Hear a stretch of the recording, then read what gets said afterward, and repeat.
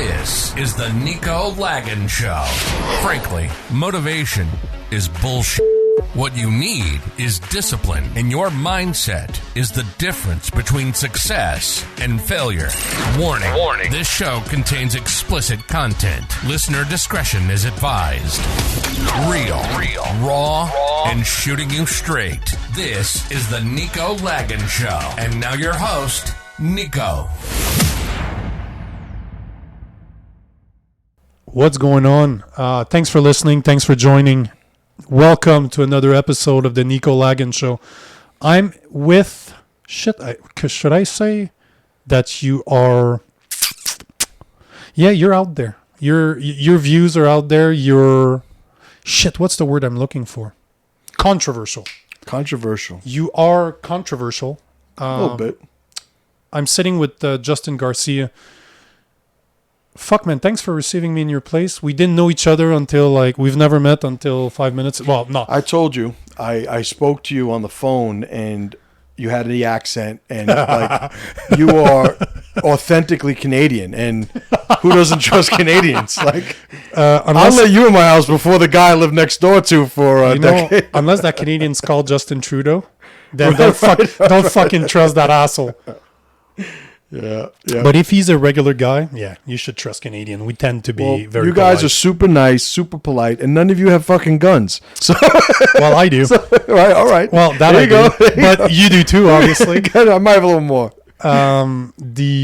It's amazing though. We met through Nick Castiglia, long friend of mine, long-term friend, introduced me to martial arts years and years ago. It's amazing how... I don't know for you, and I think we'll start there. What do you think martial art brought to your life? So, a little bit about my backstory. I was a maniac when I was young. I like how you say was. I think you still are. It's just more. It's what we call controlled now. Right, exactly right. But deep down, you're still a maniac. I am a controlled maniac. And I was, the joke I make is, I was the Joe Pesci character from Goodfellas. So you stab people in the neck with a pen. Right. I was, short of murder, I was a short fuse, short man, just an anger problem and formulas that just were not fit for any environment outside of the one I grew up in. Yeah. And so for me, what martial arts did was it gave me a way to focus those energies and build a relationship with that side of me where I didn't have to sort of repress it. Mm-hmm. I didn't have to be ashamed of it. Yep. And I didn't think it was something that needed to be sort of removed from me. It was something that I was actually leveraging into something, which is, little foretelling on my life. Like I met my wife through my martial arts school, my good friends, you sitting in my basement in the Poconos right now. It's because of martial arts, 100%. So I've learned to be very grateful for it. It's one of those things, Carl Jung called it the shadow world. Or your shadow self. I like to call it the monster, and I really picture it as a fucking big dog. I'm a big fan of American Bulldogs, so imagine a big American Bulldog. I used to have one. Yeah. I've had two before. Mm-hmm. Love those dogs. I always imagine an American Bulldog strapped on a leash with a picket. He's just sitting in the fence. He's being nice. He's under control, but sometimes you need to learn. You need to learn to control it. Not sometimes, all the fucking time. You need to control it, but it's good sometimes to unleash it. Right. I like to unleash the monster once it's controlled, and martial arts has giving me technique and knowledge. Mm-hmm. It's a productive way to I guess experience a little bit of catharsis when we need it. Mm-hmm. Different people I would say are capable of different levels of destructive behavior, like violence. And I want to make violence a subset of what I'm talking about, mm-hmm. but destructive behavior. Yep. Because obviously somebody who's more physically formidable is capable of more physical violence, but beyond that, just the willingness, the level at which they're able and capable of disregarding things around them, mm-hmm. the lack of empathy, the apathy they could build for their environment. Different people have that in different levels. And I grew up in an environment that was very violent, mm-hmm. that was very dangerous, that was very unsafe. And I think with that, you build the depth of that monster, the depth of that shadow world that you, in order to be productive, need to generate and cultivate a responsibility for. So if I want to be productive, I'm responsible for maintaining a productive relationship with that side of who I am. But who I am, that occurred. That was part of the building of who I was at a time where I didn't have the filters to make a decision on what I wanted to sort of put in the machine and discard or not put in the machine. And I think right now martial arts has been a great friend to me in that sense, because it was the thing that it was like, it's okay to be you. Yep. And you could get some of that out over here. It's okay to be you. And I could still, the fact that I am the way I am does not negate my ability to be other things that maybe growing up I thought were an impossibility. I thought it was this or that. And now it's like, no, we could have this waiting in the wings and still build a productive relationship with everything else in one's life, Before I continue, this is weird. I've never done that before, but there's a massive dog hair on your microphone. It bothers the shit out of me. Well, you've seen my dog. So it's every hair is a massive dog hair. So you could literally just say there's a dog hair and it belongs to a 170-pound Caucasian Shepherd. This is a very big swing of conversation, but as I jumped out of the truck, that's exactly what happened. There's this massive dog, and I'm a big fan of dogs. Like, right. as I was saying, I love 99% more dogs than I do humans. Like, I don't really care for the average human, as bad as this sounds, but man, your dog's awesome. Big motherfucker, though. Yeah, Jesus Christ, he's a big boy. Rambo's a big dude. And he's he's very loving. Super he's very affectionate, mellow, balanced. Yeah. He must scare people. He does. Only everybody the first time they see him. See, I saw him. I don't know if you saw me. I'm like, buddy. Yep. And he's friendly. I love friendly dogs. Yeah, that's the way. He just came up. And if you know dogs, you know when they're being friendly. Yep. Oh, I was not worried at all. Plus, you let it free. Right. Right. And I wouldn't have done that, obviously. To go back to what you were saying, though, I think you're not giving yourself enough credit, because you said something, and I don't want to say it bothers me, but it bothers me. You said that martial art kind of brought you a bit of, let's call it perspective. Mm-hmm. But I know a lot of people that do martial arts that don't have perspective. Right. So I think that there's more. I think it's, as we were talking before, it's one of those tools that you have on your tool belt that allowed you, I don't know for you, but it allowed me to focus my mind. Like if I don't train, if I don't do martial art every day, I can see it like I become handsy. I'm very ADHD, right? I'm all over the fucking place all the time, and physical effort normally dials me down. So now I can start thinking with my head and start, instead of jumping on the walls. Let me give you an analogy to illustrate my take on it a little bit more. One of the jokes, I'm a Hall of Fame level ball buster. Like that's who I am. I press buttons. And you said it with a Bronx accent. And that's one of the things. That's how you could tell my level of authenticity and what I'm saying. You went full Bronx. I'm full Bronx. And what I'll do is I'll tell people a lot of times, like in the gym, I'm always correcting people's forms and exercises. Yeah. And I'm nosy. I'm a coach. Like I know better.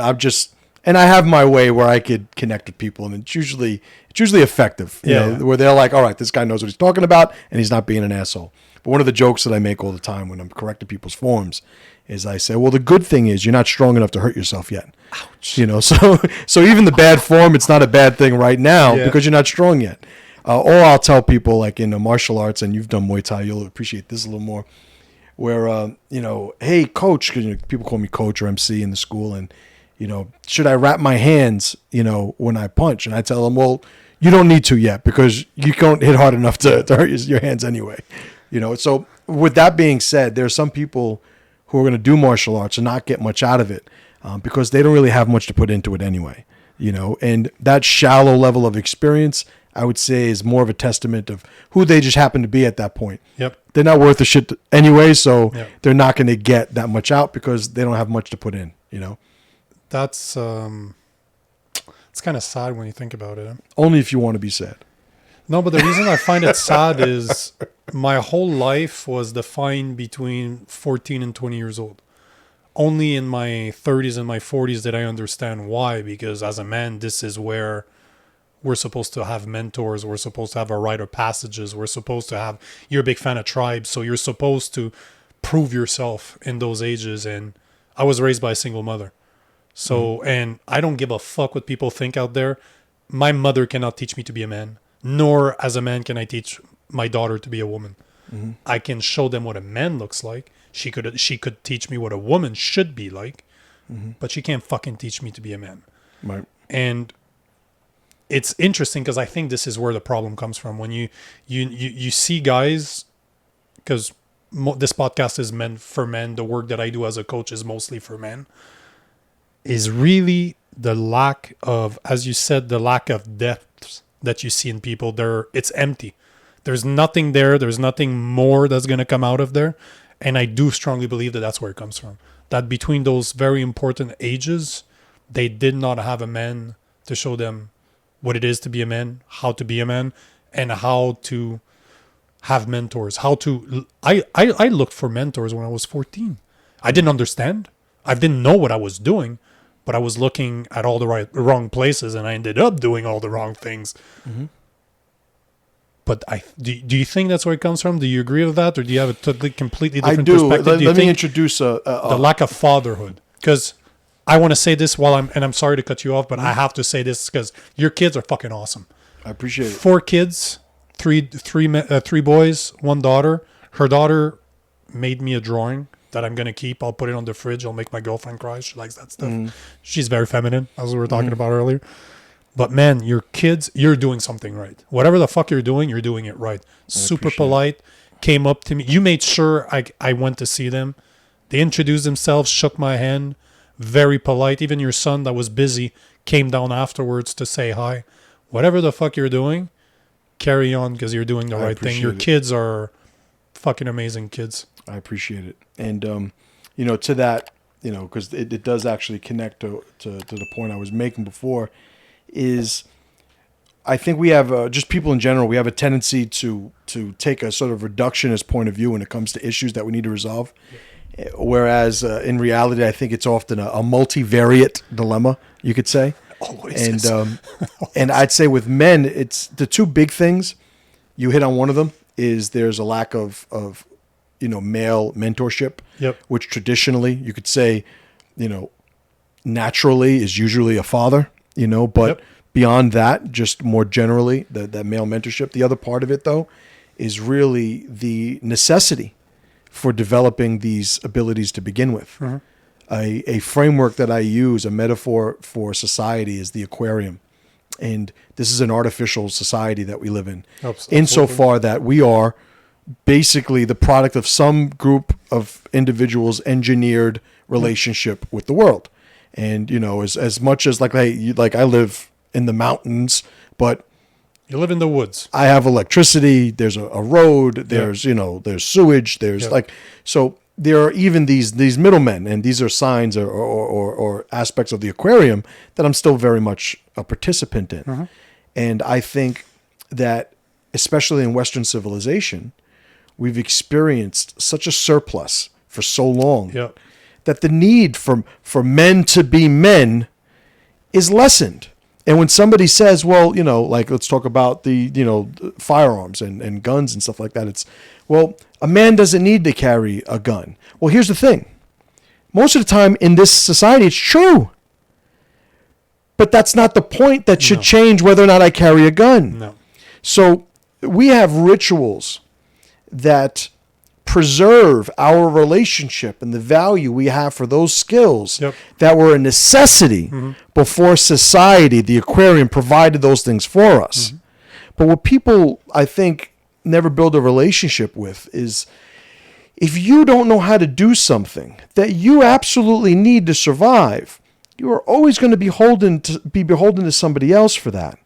And for some people, they're okay with that exchange. And I can't tell people how to act and who to be. And, like if you're okay living, in a way where you need other men you're codependent to protect, your family and, and other people to provide your food. Like, listen, I don't have livestock. I'm not growing crops. So you're still dependent. I'm still very much dependent on that. But I think that it's just disingenuous when people think that because we don't have that need right now, we should somehow ignore the natural need we have for the provision of those things.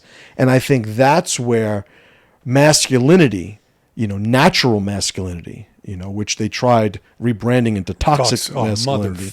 But natural masculinity is first and foremost based in utility. Mm-hmm. And and the observation is made much more cleverly by other social media, people. Nobody wants a toxic man until shit hits the fan. And when that happens, they want that rude, violent, go-getting alpha motherfucker before they want any system, agency, or company, or belief, or ideology. It's no. You big, scary motherfucker, please go kill that.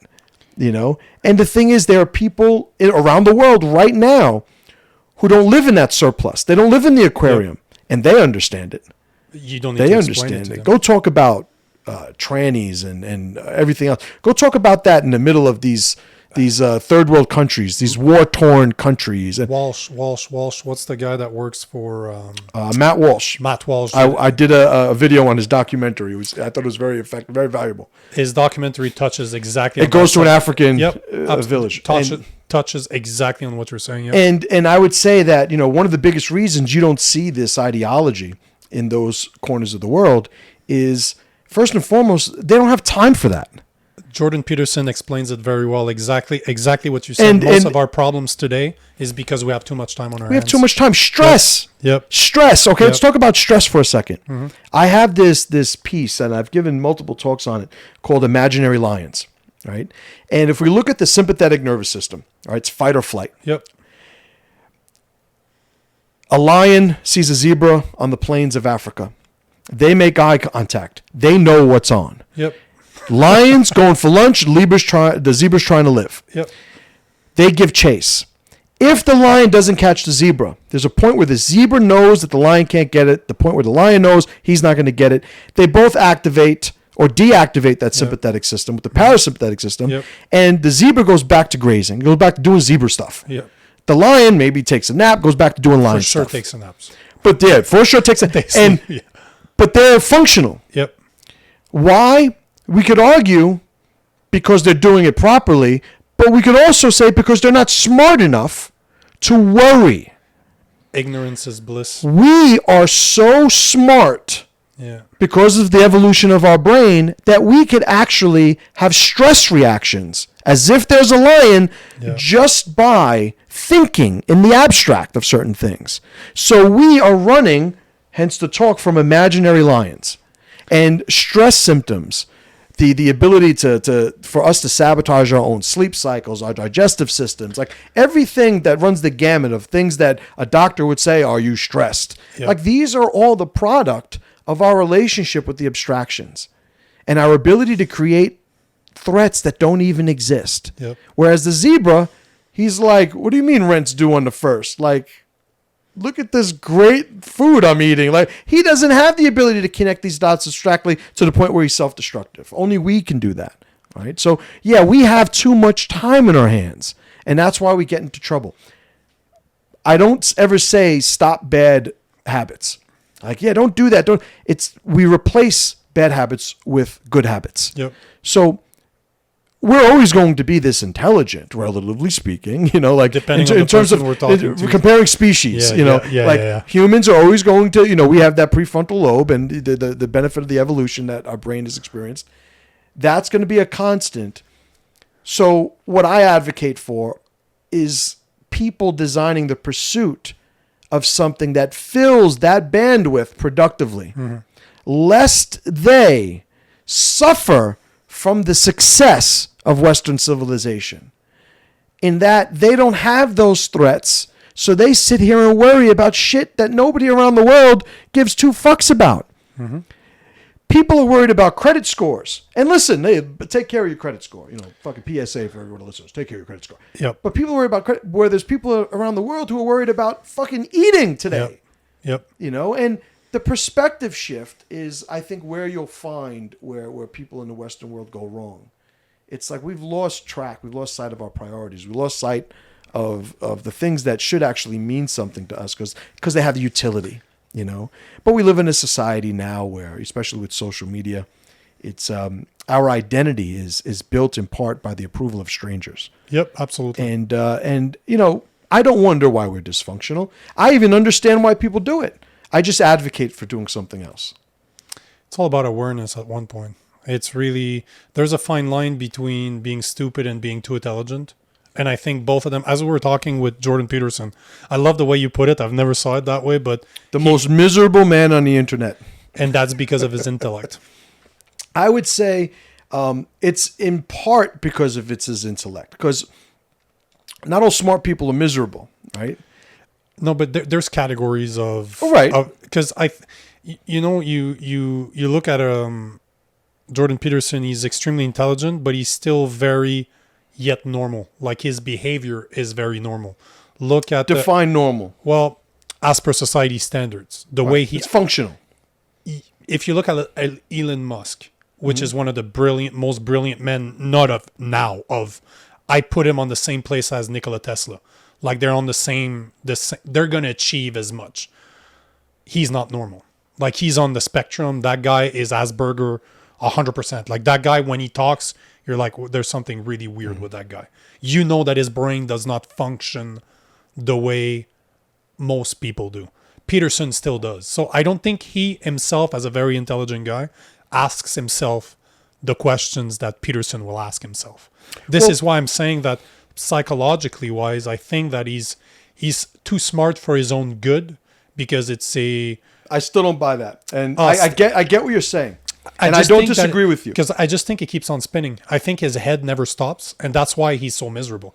But again, I think it's because his head doesn't stop. I don't think it's because it's moving at a fast speed and doesn't stop. No, it just it's like I was telling you. I wake up almost every day around 2:00 in the morning, and I'll be up until 5. My brain does not stop. I've learned how to let it go, to nurture it, but I've also learned that there's days I don't feel like it. Like tonight, I won't feel like it. Right. I have weed back home, or in the trailer, should I say, and I'll smoke some tonight, and it will mellow me out. I'll be knocked out by 10, and I'll sleep through the night. So sometimes I need my sleep. Like I haven't slept in 4 days. I will need to sleep. Right. But I don't think he does that. I don't think, like, as we were talking before, I think there's a big awareness problem that we're all very different in the way we think and the way we are psychologically and physiologically. But a lot of people don't get to, they don't get to know themselves. I spent 2 years in the woods by myself. I just came out now. I've never been more enlightened as to what I am, what I am, not what society wants me to be, what I am as a person. Well, let's look at a criteria for that then. Yeah. And because I still want to close the loop on Jordan Peterson. I thought we agreed. It's a never-ending. I'm just messing with it. Jordan, if you're watching, I'm not letting you off the hook. So here's the thing. I love some of Jordan Peterson's stuff. Yep. There are some topics, certainly some work that he's put out there that is just incredible. And it is as incredible as anybody thinks that he's incredible. Like I relate. Yep. But he's I will say, he's very good at research. He's very good at explaining extremely complicated. But now here's where we need to separate it. Because Jordan Peterson, there's his work, but there's also Jordan Peterson. You're talking about the man. Yep. So now Jordan Peterson, and I will, and again, and I'll be honest, if Jordan Peterson was sitting here, I would be more empathetic in how I presented this. But he's not. So I'm going to be very matter of fact. Plus, you'd submit him either way. Right. Well, I'm not worried about Jordan Peterson. Right? Physically, yeah. So no. It is, they thought his wife was experiencing some terminal illness. Yep. And fortunately for them, that wasn't the case. Yep. But in the interim, he was going through it. Yep. And wound up getting prescribed benzos. Yep. To cope with it. Yeah, antidepressants. Absolutely. Yep. And it's damn hard to get off of benzos. It's very addictive. He understands this. Absolutely. He's in the perfect as a. So now this is my, what I feel that I would help Jordan Peterson by bringing this up by saying, dude, You wrote 12 Rules for Life. Yep. But yet You you're on wrote a antidepressant. book. Yep. Called 12 Rules for Life. Mm-hmm. You don't get to get fucking addicted to benzos Yep. while being the best-selling author of a book called 12 Rules for Life. Unless you come out with the 13th rule, which is the fucking, If the 12 rules don't work, shit take don't work out, benzos. get on benzos. Like, get the right pill. Now, and I don't mean this, it sounds like I'm denigrating, Peterson. I have a tremendous amount of respect for him. Yep. But I have this same level of authentic feedback to the people I love and care for. And it's like, number one rule of being a man, don't be full of shit. So there's a point Yeah. where with men, you see, Jordan Peterson is loved predominantly by men because there's a lot of overlap in his message, but a lot of women love his content too. More and more women start to understand that he's right on a lot of things. Well, I think that initially the reaction to Peterson was, but it's what the media says. it was too. trying to put him in that hole of he's Like making young men crazy, like young white supremacist right, and men that's crazy. Yeah. and I think that's wearing off. Yeah. He has a body of work at this point where there's enough where people are like, no, he's been in right. so much interviews by very leftist journalists. So the thing is for Yeah. me, it's if somebody's let's say a personal trainer, Yep. right? And they're fat. Not fat, but they are morbidly obese. Yeah, that doesn't make any sense. That makes zero sense. But here's the thing. I agree. Yeah. There is always going to be the argument that this guy may have the information and his ability to transfer it to you, that he will allow you to connect with any version of yourself physically you want to reach. But he won't. He can't do it to But himself. the fact that he doesn't do it for himself, you have to, that doesn't sit right with us. And it doesn't sit right because there's a limit to the authenticity that is in his message unless you're willing to overlook it. And I'm somebody that's not willing to overlook that. I can give him credit for the points that he makes that are powerful. His superpowers are like, he has a whole slew of superpowers. His intellect, we spoke about it before. His intellect, his education, his ability to communicate, his research, the ability to recall these details, understanding the way he puts stories together. and like we both talked about how it's difficult reading Nietzsche. It's difficult reading Jung. Like we appreciate guys like Peterson who are super smart, 12, 15 pound brain dudes that did all the work for us, can explain it for us, so we don't have to sit there like going, all right, what does this sentence mean? What does this sentence mean? Because I get it. However, I would say I am more of an advocate for the success and well-being of Jordan Peterson if I'm sitting here calling him on his bullshit. Yep. And I could still, I have gratitude for the messages he's put out. I have gratitude for the insights he's shared. I have gratitude for the information that he's given out in some of the most heated environments with the people who were just out to get him. Like, just incredible person. But I appreciate him like I appreciate, let's say, a professional athlete who I know off that court is an asshole. And I don't want to say Peterson's an asshole. I'm going to say is not a great man. And I say great man in terms of manness and greatness. Well, there's something you just said there that I always keep in mind. There's a guy I had a podcast with that explained to me. He's a scientist for University of Montreal. He's a microbiologist. And we were talking about religion and faith. And he said, the one thing I always keep in mind is that there's no such thing as a great man, only great ideas. So I disagree with him. And it's fine, you're allowed to, but I tend to try to see the world that way. I see. Well, then you would have to at least, I don't want to use concede, but accept that the point I'm making is that I think that there is, there is madness. You're absolutely right. And there is greatness. Yes. And if somebody's a great man, they have achieved greatness in the realm of manness. Not manliness, but the ability or the development of what it is to be a man of value, a man of utility. A valuable man, right? And I think with Jordan Peterson, he has done great things. I think he's a great author, a great speaker. I think he's probably, I'm willing to concede and speculate, he's a great therapist. I would imagine but he has yet to become a great man. Because he's not able to apply the same principle to himself as he tells others to apply. Or he hasn't yet. It's a Jordan Peterson is a very interesting individual. It's, as you said, I love the fact that he's a perfect third party to me. Like, there's a lot of, I'm a big reader, I love to read, but some of the stuff that he explains is not enjoyable for me. I can try to read it, I will. To me, it's like reading the Bible. I've read the Bible.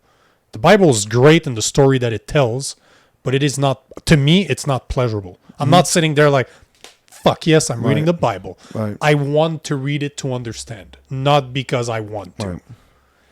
To me, he's like the perfect person to give me information because he tends to not be emotionally involved with the information. He says what has been said. He doesn't really give a fuck. Fuck your feelings. He doesn't care what you think about what he's saying. He doesn't care how it rubs you the wrong way. This is what it is. This is what the science shows. Take it or leave it. But you're right that it is hard as somebody that wants to become better to look at a psychiatrist that's on benzos. It is true that it contradicts itself. It's very, very contradictive. When you and we just met today, right? I knew we were going to vibe right when we met, but one of the things... It's the bald head. Absolutely. Hair's overrated. I keep all my hair on my back, right? So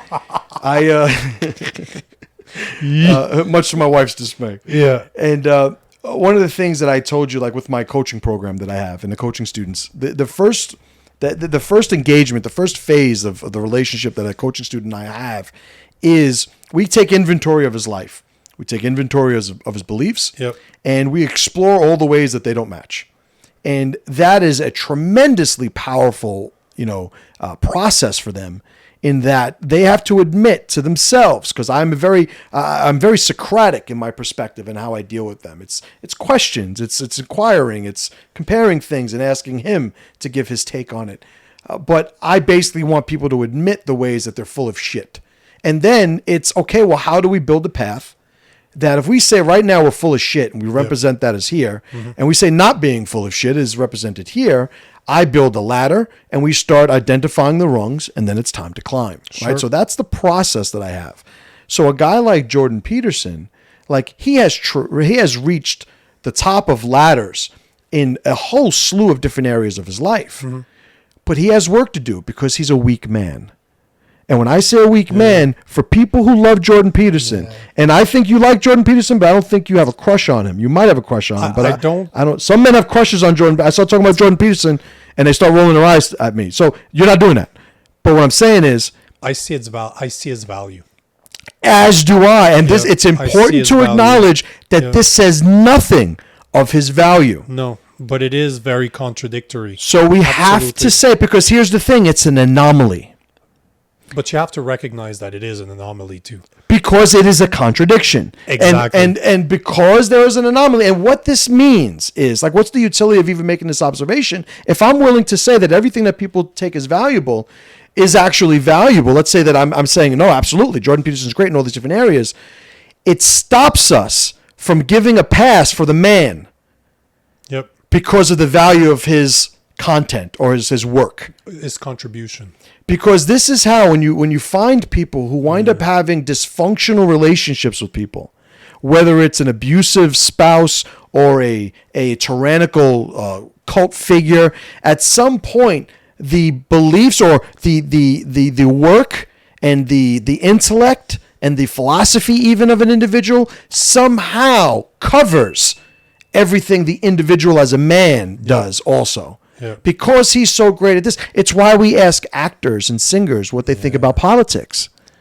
It's because we just want to give the individual a pass because something that they're connected to that we hold in such high regard. And I'm just saying, hold your horses, motherfuckers. Yeah. Like, this guy is still a miserable fuck.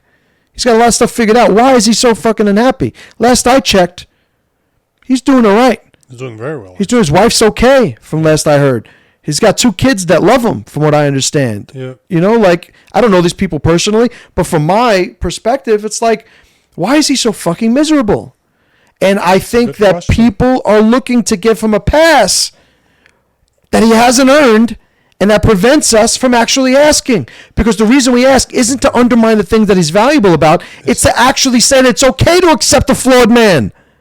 And not only that, but to help him grow as well. It's the only way to help him grow when we start saying, hey, you got to work on this, Jordan. Yeah. But I think it goes back to, Alan Watts explains it very well. Oh, man, we connected with Alan Watts. Yeah, I love me some Alan Watts. Friend of my head. One of the things that blows my mind is the concept. I don't remember exactly what the Buddhist concept is, but basically what he explains is that life isn't real. Life is a joke. Be a joker and understand that life is a joke and just play the game while understanding that it is a joke. And that is one thing that Peterson does not do. He doesn't do it all. And I think that's why he's so unhappy. He hasn't figured out yet that everything that happens here is just a joke. Enjoy it. Grow from it. We're all going to die. So life is a great tragedy. It's like, and again, and I'm not somebody, one of my sayings is there's never reason to not be in a good mood. Only the weak mind adds suffering to circumstance. Yep. Right? But when I say a good mood, good is a functional term to me. If I'm trying to put a spin on it, or I should say an energy to it, I'm going to say we should always be in a light mood. Sure. Not a heavy mood. Yeah. Because keeping a heavy mood is not going to pay off in the end. Never does. Never does. We spoke about, and I'm not a Buddhist, but I have a great affinity and alliance, to use some of my own terminology, with a lot of Buddhist concepts. Yep. And the idea of a middle road, the idea of be careful how eager you are to celebrate those great peaks. Yep. And then condemn those deep valleys. Because how is one here without the other? It's only a peak because we are able to apply the contrast of the valley to it. Absolutely. But then it begs the question, why are we then not grateful for the valleys? And it's a rhetorical question, but it's one of those things where it's like there's no reason to think there's a solution to all of this. But again, I think it comes down to awareness. Oh, yeah. I mean, I'm a very extrovert person. I'm the type of person put into a room. By the end, we'll have 20 people around me and we'll be talking about, I'll make friends. I made fucking friends at the gym today. Mm-hmm. The hardest thing I've ever done is to isolate myself. As an introvert, as an extrovert, I decided I need to learn how to be alone. And those are concepts that Alan Watts explains all the time through Buddhism, that one of the ways to grow is to know who you are. You can't know yourself if you're surrounded by distractions. How do you remove those distractions? Be alone in the woods. Literally, that's what Buddhists used to do. Mm-hmm. So that's what I did. Right. But that was not a peak. That was a very big valley for me. The last 2.5 years, I'd say the first 6 months was fucking hard. I was alone with a dog in the middle of fucking nowhere, where the next grocery store is 25 minutes away. I had to build myself a gym. COVID took away martial arts.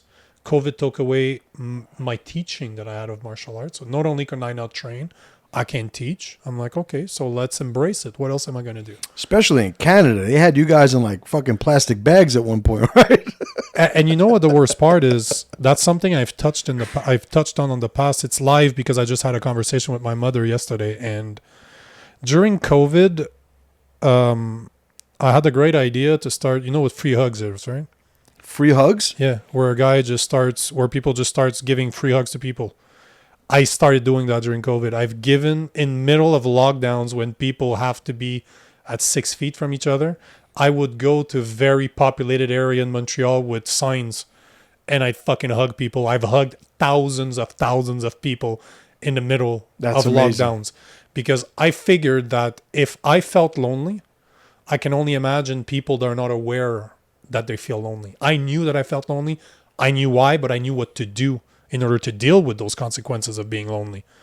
I've enjoyed being lonely now. Being lonely is the negative portion. I like to be alone. That doesn't make me lonely. But people were lonely in Canada, especially in Quebec, because we had the worst lockdowns in North America. But I was in crowds because people were complaining. People were organizing massive protests against the government. And I'm talking 150,000 people. And I'm just there with my signs and I'm just hugging people just to show that, one, I'm not scared. It's not true that the government's going to tell me what I can and cannot do.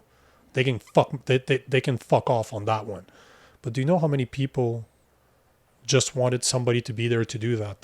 This is, but again, it comes down to awareness. This is what we're lacking. I think this is what Peterson lacked, and that's what Alan Watts. That's what I was saying earlier. Him and Alan Watts, having a guy like Jordan Peterson and Alan Watts have a conversation, 2 microphones, whatever they drink, and just listen. I would very selfishly change it to me and Alan Watts having a conversation about Jordan Peterson. yeah, but that's because I wouldn't even care to have a conversation with Alan Watts. This is just the type of person I would have loved to be one of those students in his recordings. Yeah. Just being sitting there with my mouth wide open, as in there's about one person that I'm in awe of, and it's Alan Watts. That guy has me. It's before social media, so we don't know how he actually was in real life. But fuck, man, if there's somebody I'd love to meet, Nikola Tesla, Alan Watts. Those are the 2 people I'd like to meet. And it's a hell of a list. Alan Watts is definitely at the top of mine. Here's a difference that I noticed in and again, like Jordan Peterson has helped so many people. Let me just get this one point out. Jordan Peterson has helped so many people. I don't want people to think that I don't value that and that I'm denying the value of that. But you're not talking against his contribution. Absolutely. You're talking about the man himself and how to help him. Yes, I agree. You know what I mean? So that's the thing. And if Jordan Peterson were to be somebody that says, listen, man, I'm fucked up. Like, I'm fucked up. Yep. And this is what I'm working on. Mm-hmm. And this is what... See, I have a definition that I use for strength and weakness. Yep. You know the ladder analogy that I shared before. Well, in anything that we're looking to develop, and I don't even like using the word improve, but just develop, build up a relationship with. There's a ladder. And no relationship to a full relationship would be the ends of that ladder. Mm-hmm. And I think that strength is committing to climbing. It doesn't matter what rung you're on. It doesn't matter the pace. But are you an advocate for climbing, and are you exposing yourself to vulnerability and endeavoring to do so? The antithesis of that weakness, because it can't be what rung you're on, it can't be the pace that you're climbing, has to be, are you an advocate for climbing in the first place? Yep. Do you refuse to climb? Now, some people, they climb to some point, but then they fall in love with a rung. And then they change their methodology, their philosophy, and they say, no, this is good enough. To me, that's weakness. So weakness is not looking to climb. So when I look at people like Jordan Peterson, and again, I don't know him personally. Like, I only know him as his public image. He could be a completely different person. Like, so all that I absolutely acknowledge, but it's the image you're talking about. There would be strength in acknowledging where he is and acknowledging his deficiencies, acknowledging the fact that even though he's deficient, like we all are, he's climbing. Yeah, but I don't think that I've never seen that subject approach in conversations and interviews in his own videos. I think he's such on a high pedestal, like he's viewed on such a pedestal that people will never ask him those questions. That nobody thinks to help him because he has so much power. I don't know that people care. Well, and I agree. I think that's the and biggest I agree. I think that just shows how people just don't have. And I love that you said that. Yeah, because it's a lack of empathy. my take a lot of times, because I get people, because I've made videos about Jordan Peterson and I go after him. Yeah. And I think one of the ironies is all these people that are sitting there, protecting and defending him unnecessarily, I would say. It's like, well, why don't you fucking help him? Yeah. I have and I won't put names on this, but I have a mentor that he passed on, and I didn't have a lot of influence over this mentor. Certainly not as much as I would have liked, and hindsight being what it is, maybe I could have generated more. But this mentor of mine was surrounded by people who had more influence. And I think this mentor of mine went down a path of, I'm not going to say self-destruction, but stopped investing in the authenticity and accountability that would have kept him on the path that made him a mentor in the first place. Yeah. And I think what winds up happening is, and you see this sometimes, and I admit this in my experience, I opened a jiu-jitsu school as a blue belt, right? And when I started, blue belt was a significant belt because there weren't a lot of belts back then. This is early 2000s, but I was still only a blue belt. Yep. I wasn't under a black belt. I wasn't under a flag or anything like that. I didn't give a fuck. I would have done it all over again. But one of the things I readily admit is that my development as an individual jiu-jitsu practitioner was significantly slowed down because I had to be a leader. So I think what winds up happening when people are put in leadership positions or put on pedestals, to use the phrase that you used earlier, we dehumanize them and we think it's a good thing. But when I use the term dehumanize, people are going to say, no, I'm not dehumanized. But what exactly do you call it? Yeah. If there was anybody you cared about that was that fucking miserable every day, you'd go, hey man, you good, man? What's going on? You want to go out? You want to get a drink? You want to go out to eat something? Yeah. You good? Let's hang out. What's going on? I just see you're off a little bit, or just find a way to and this is my point. And this is what happens when we stop looking at people as people. It's like if you really care about Jordan Peterson, go to help him.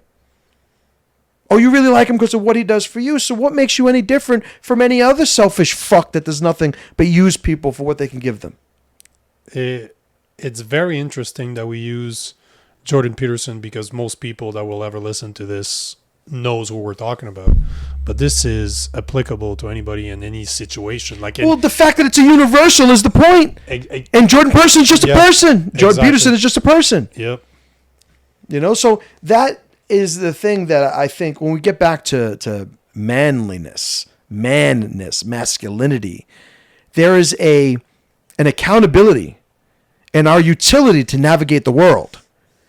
What our opinion is very limited in its utility when we start encountering nature, when we start encountering the universe. There are formulas that we have to discover and abide by. But we now, because of the surplus and all the years we've had to think about how special we are, we have people now, this is how communist grows. When it's like, there isn't nature. Nature has a certain way of being, but you know what? I figured out a better way. Oh, did you now? Oh, did you figure out a better way to do it? There are people now who think they figured out a better way for children to be raised than with a mother and a father. Mm-hmm. And I would argue, where is your proof? Where is your proof? Because I don't have to sit here and argue the morality. I'm not a Christian, so I don't have to argue from a biblical perspective. Yep. I don't have to do any of that. I could just say, you know what? I'm behind the formula that has worked for millennia. I think when it comes to what you're saying, the example at least is because there's I don't like the word agenda, but there's an end goal. Well, of course. And here's the thing now. It satisfies... Kids are now being raised by the government. Let's call a spade at this point. And I love that. And... statement. Just when you look at schooling, the way it works, the psychology behind it is they're training workers. That's why they're bells. They know when to get to do something done. It's a conditioning. It's all it is. School is. I wrote a book on homeschooling 12 years ago. Yep. And I talk about the Prussian model of education that was brought from Europe and installed into the United States. Horace Mann had a tremendous hand in that when it happened. And I would just ask people, who are either unaware or maybe would push back, unconsciously against this when being exposed to this. Why wouldn't the government train children to be better citizens? Why? What is it that you think about the entity of the government and the bureaucrats that run it? Why would they not want to make a more malleable citizen? Why would they not want to separate children from the authority and guidance of their parents? Of course. Why would they not want to do it? No, you have to show me proof. I don't have to do a fucking thing. But I'm just going to ask, why is it that you think it is more logical for them not to want to do that? The basic premise that people, I've been homeschooling. I sat in the graduation of my high school at 18 years old and told my mother that if I ever have children, I am never putting them through this. I said that to my mother during my high school graduation at 18 years old. I didn't have children until I was in my 30s. I knew that this was bullshit. I knew that this was nonsense. I knew that there were opportunities that I could never develop because I had to go with the herd. There were things that I wanted to explore. To this day, and I'm a fairly intelligent person, there are things that I've spent a completely just disproportionate waste of time on learning that I've never had a utility for. And those people that would argue, well, it adds to the content and the culturing of our citizenry, that they have this broad swath of liberal arts, balanced, broad education. It's like, shut the fuck up. Like, what are you talking about? By the way, when somebody's stupid, and newsflash, there are some people who out there are stupid. There's a lot of them. You do them a disservice to tell them the only way that they can be successful is they get good grades and go to college. Mm-hmm. Because there's some people that they need to learn to be functional academically to be able to operate in society, and then they needed to go pursue something that they have a passion for, that they could develop a high-level relationship with, and the money will always be there. How many people do I know that, I'm sure you know too, it's a general thing where we know people that are not curing cancer anytime soon, but that do wonderfully when it comes to their business and it comes to making money. I don't like to put too much value on making money, but in terms of being able to provide for themselves, be autonomous, explore, do the things they want to do. Be successful. Whatever successful means to you. Have people that care about them, that they care about, that like these, that has nothing to do with IQ. It has nothing to do with college degrees. It has nothing to do. The irony, like, I provide for my family. My wife takes care of the house, takes care of the kids. My wife has a college degree from Brazil. I don't have a college degree. Yep. But we have a society that has basically been conditioned, which is the word you used, conditioned, which is, basically exposed to a stimulus over and over and over again. Mm-hmm. And so we have a trained reaction to it. What's good, what's bad, and you'll get rewards for the good stuff. And now we have people that think we're supposed to all go to college in order to be worth the shit. So Absolutely. So what is happening? That paradigm has put, umpteenth, hundreds, if not thousands of families, and definitely tens of thousands of families in debt that'll never be, remedied. But don't worry, Biden's going to pay for it. Right. Exactly right. Everybody else is going to now pay for this. Don't worry about it. Don't worry about it. But this is the thing. And it all comes down to, again, and in my book, I talk about the Alliance Trivium, self-alliance, tribal alliance, transcendent alliance. It starts with self-alliance. Self-alliance very much parallel and overlapped with what you were describing with Watts's prescription for an individual spending time with himself to learn who he is and learn about himself. Self-alliance is, I look at it as a model of, there is a pure self of, man, if I eliminated all my problems and got rid of all the negative aspects of who I am, and that's an abstraction in and of itself, but if we were to conceptualize that and say, I am where I am right now, and I want to improve myself, I'm not a big fan of improving, but I wanted to move from here to there, let's say, that is the relationship with that pure self. That is who we're looking to become a good friend to, build an alliance with. Mm-hmm. And I think there is a process of self-discovery that happens as a result of that. But when individuals stop doing that, when they stop closing the door on you having a conversation with you and they let other people have a seat at the table, you wind up, and I made an allusion to this earlier, where you have social media convincing people that their sense of self-worth, a conversation that should be had in their head with nobody but themselves, somehow deserves and relies upon the input and approval of people that are not only not them, but people that are disconnected.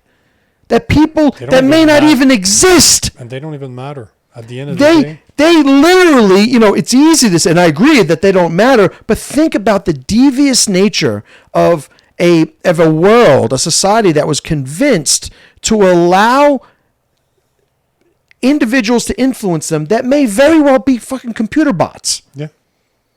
Or just fakes, just simply fake on the internet that it has nothing to do with who they are. Because there's a concept, skin in the game, right? Mm-hmm. And Nassim Taleb talks about this in his writings, and we understand skin in the game. It's why he uses the phrase, because it relates to something we connect with. And I think that when we look at who has skin in the game, in terms of the accountability for what it is that they say to us, that is a great start when we begin to say, who should we start listening to? Mm-hmm. Who should we give access to influence our relationship with things going on with us? It's people who, if this makes me go wrong, they go wrong. Yep. If this goes right, they go right. People who have an accountability because of the skin in the game.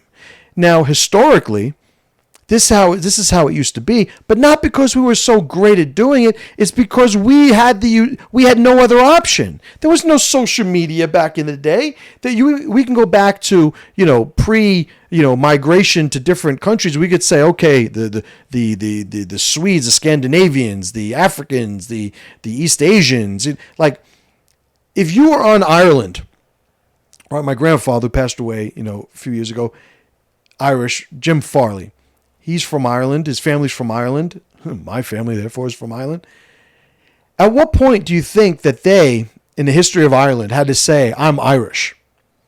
You're only in need of identifying yourself as from Ireland when there's somebody who's not from Ireland. Mm-hmm. And you're not in Ireland. Right, or you are not there. Like yep. That is the only need. But without that, devoid of that scenario, the need to identify that aspect of who we are is not even necessary. Well, now think of the opposite, the antithesis of what that is like today, where we are everywhere at once because of social media. Like, we are so obsessed with how we're identifying ourselves and what groups we belong to that has become dysfunctional. It's gone to the point where people even think it is valid to dismiss group identity at all. I just think this is how we evolved. We evolved with the ability to relate to other people, to allow us to not only hold ourselves accountable and keep ourselves honest, but also to invest, in our productivities and the legacies that we create. Like, there needs to be some sort of ground for that to happen. And I think when people look at society today, they get it wrong insofar that they think because there are going to be people who don't get as much as other people, that the system itself needs to be discarded. And it is a childlike, naive understanding of reality. And I will just tie this one thing in. I talked about earlier, the middle road, the Buddhist middle road of the peaks and the valleys and the relationship with that middle where we avoid those extremes. By the way, the need for that is because we will never experience a reality that doesn't have these. Mm-hmm. So finding that middle is the process. But when we're talking about the haves and the have-nots, we need to come to grips with the fact that that's never going to change. And our appreciation, our empathy, the things that we connect with that allow us to either cathartically or more functionally help other people, that is all due to the landscape of the haves and the have-nots. It's trying to control the result and not the opportunity. This is where the big problematic of what you're talking about. Because I believe that everybody should have this. In a perfect world, everybody would have the same opportunities. No. But even if they I disagree. No, but even if they I did, think that world is hell. But the result will be different. But let me explain. Because I think it's a good sentiment you're sharing. No, but what I'm saying is, the way I say it, maybe opportunity, you see it a different way than I do, but being alive is an opportunity. Mm-hmm. Just being alive is a fucking opportunity. You can give everybody the same opportunity, the result will not be the same. This is the problem. Today, we're trying to control the results and not the opportunities. I agree with that. And in a way, and especially when it comes to North America, we tend, and feminism to me is one of the biggest example I can give you of that. North America is very feminist continent. Let's call it that. Look at what's going on outside of here. But yet, feminists are never really too worried about what's going into Iran, what's going on into Iran, what's going on into Saudi Arabia. They're more Let me piss off. If I didn't piss off your listeners so far, let me piss off the rest of them. But hold on. All I'm saying is, at the end of the day, opportunity should be somewhat equal, but it wouldn't change the result. No matter what, the experiment would fail. Just because people, as we said at the beginning, some people have depth to them, some do not. Some are driven, some are not. I cannot teach somebody to be driven. I'm sorry, you can't. I've always been driven. This is something that is part of my DNA. It is what I am. I don't think there's a lot of I get it. things that you can't teach. You either have it or you do not. I don't think we disagree. I think we're addressing different scales of philosophy. And It might be the wording that we're using. No. I would say it's different scales because I understand the sentiment that you're sharing. What I'm saying is, if somebody were to ask me if you could make the world a perfect world. Well, that doesn't exist. Let's call a spade a spade. Well, here's the thing. I would ask, well, what makes you think this world isn't perfect? Mm-hmm. Why is it we're operating from a premise that something needs to be fixed? That's something, because it could be improved. I mean, there's really an argument that there's something deficient, that there's something not working, that there's something, dare I say, unfair, which is a terrible word. When we look at reality, we have to understand if there is the dichotomous relationship of one side and its antithesis, which creates the movement of life. We have to say then, in order for there to be people with opportunities, there needs to be people without opportunities. Absolutely. And the thing is, like, if somebody tells me, yeah, it's easy for you to say that because you were born in America. You know, what would you say to the African kid who was born in a war-torn, I wouldn't say anything to him because he's in Africa. Okay, I'm going to bring that kid here. And I'm going to bring him to your house, Justin. And his parents were slaughtered by the tribe, I don't know, down the vine. What do they say in Africa? The other tribe. And here he is right now. What would you say to him? I said, I wouldn't say anything to him. I give him a place to stay. I give him some food. Because now he's in my life. Now he's connected to me. Oh, but why won't you help all the other people in Africa? Because I'm going to run out of stuff. It's untenable. It's a nice thing to say, but it doesn't work in practicality. And I would say any sentiment that people out there if you write a check, like if I tell you, hey man, like I'm going to help you out. If you tell me, yeah, I got some medical bills. Let's say you tell me that $600,000, and I'm like, $600,000. Don't worry about that, man. I got you, and I write a check for $600,000. It's great right up until it bounces. So what's the value of writing the check? To me, all these people that talk about these utopian ideas, they're writing checks that they never expect to get cashed. They want the credit for an uncashed check that they've written. It's like, listen, you cash that check, then we'll talk about your credit. But again, that touches very well on the way that a political system works. If you look at I'm a libertarian, I work somewhere in the middle, right?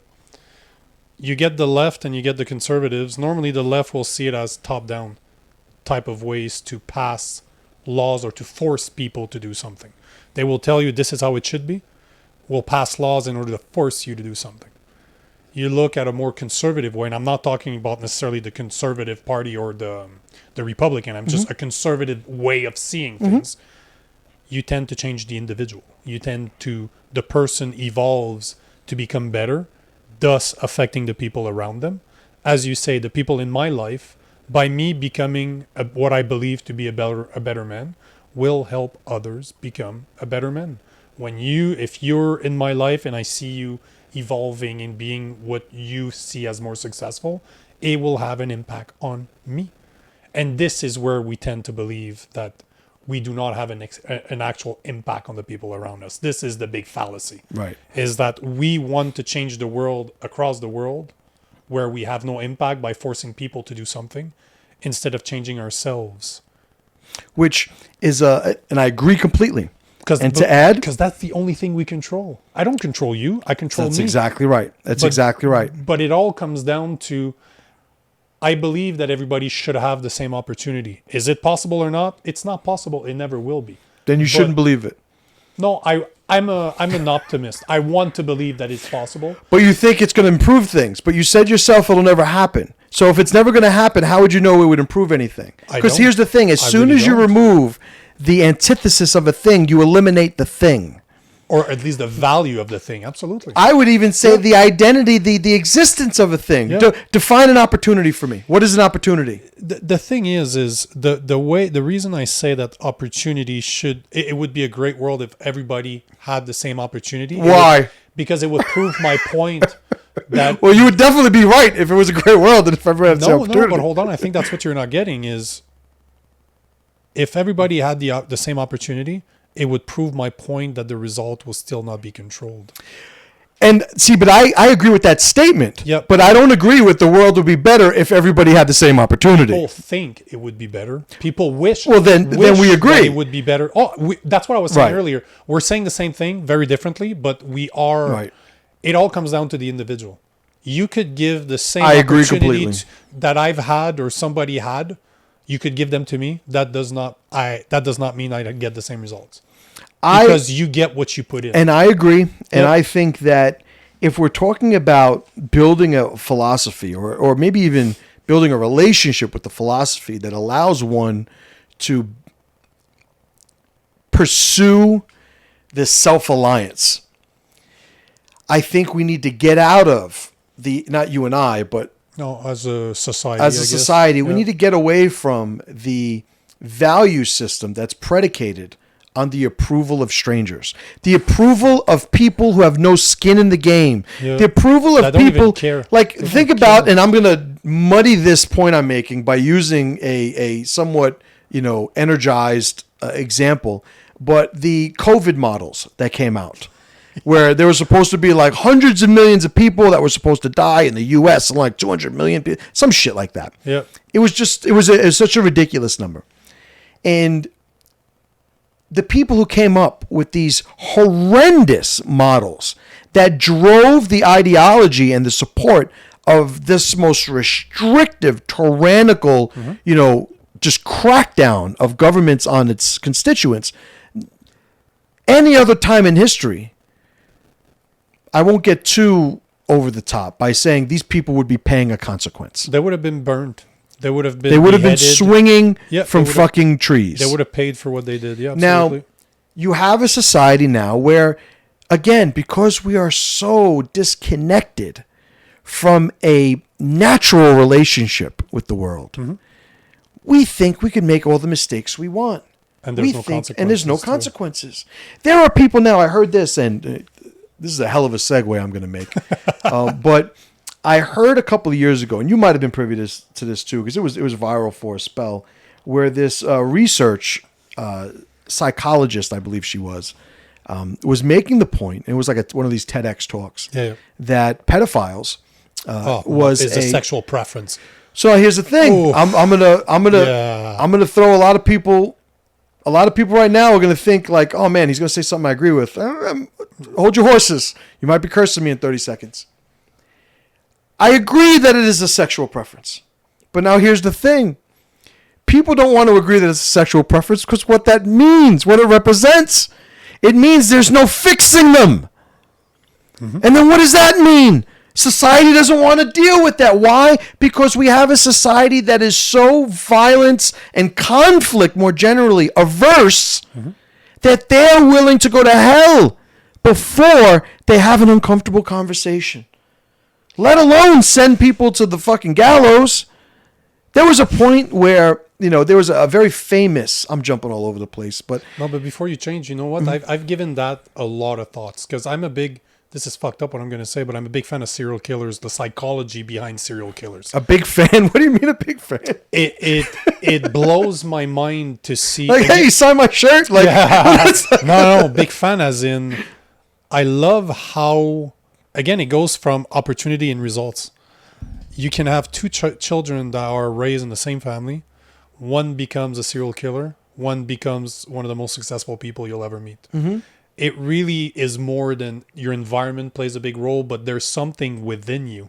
There's something, you are made of something. Absolutely. And this is what I find a big fan, I should say fascinating, because fan comes from that, but I'm fascinated by that psychology. I'm fascinated how I could take a child, torture the shit out of him, and mold it into something that's evil. Does that make that person evil? It's just, to me, it's a big fan of philosophy. So that's what I mean by, well, let me, I'm a fan. But when it comes to pedophiles, I've watched a lot of documentaries on where they talk to pedophiles. And one thing that most people don't understand, I think it's between 70 to 80% of pedophiles were abused as children. But this is the point I was going to make. A 9mm bullet is no less than 25 cents. That means that by killing every single pedophiles out there, I eliminate 70 to 80% of the problem. You've been listening to The Nico Lagan Show. Nico has been involved in the martial arts for 20 years. He's a Muay Thai coach, focus coach, podcaster, and sought-after public speaker.